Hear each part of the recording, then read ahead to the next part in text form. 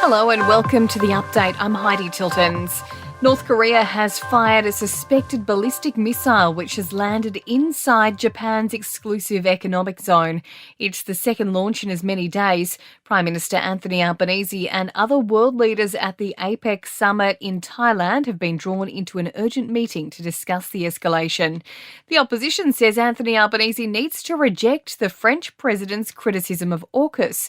Emmanuel Macron says a plan to buy British or American nuclear-powered submarines risks inflaming tensions with China.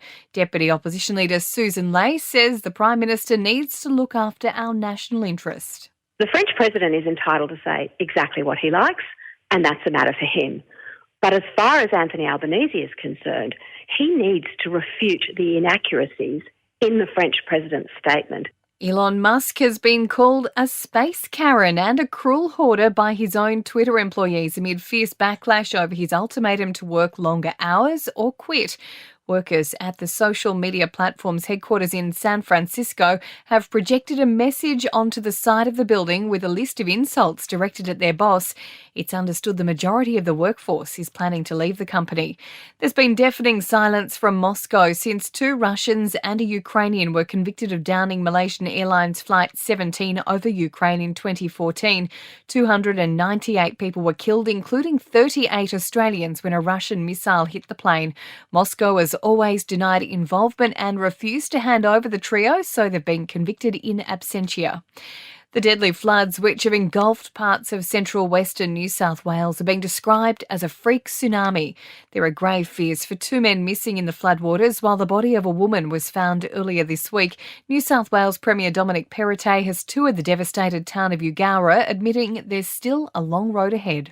It's been a bloody tough 12 months, but in every place, right across our state, every single community, what I see on the ground every single time is our great people coming together to look after each other. There will be no industrial action for the next 6 months in the ongoing dispute between a tugboat operator and the union. The Fair Work Commission suspended Svitzer's planned worker lockout while also preventing further action by unions. And retail sales are forecast to exceed $60 billion for the first time thanks to pre-Christmas sales like Black Friday and Cyber Monday. The National Retail Association expects Aussies to spend record amounts this festive season despite the increasing cost of living. This sports update is brought to you by Ladbrokes.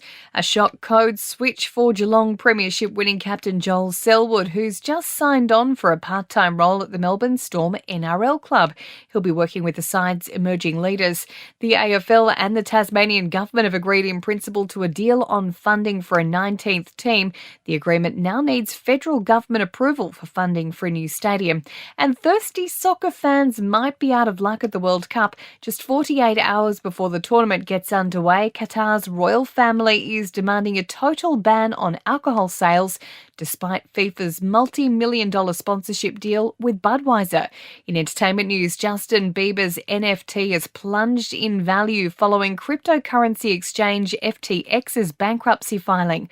Bored Ape is now worth only $70,000, despite the singer forking out $1.3 million for it. Actress Ellen Pompeo's revealed she's retiring from Grey's Anatomy after a marathon 19 seasons.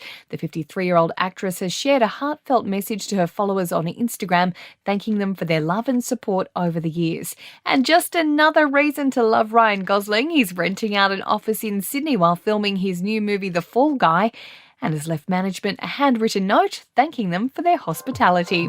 And that's the latest from the Nova Podcast News team. We'll see you tomorrow morning for another episode of The Update.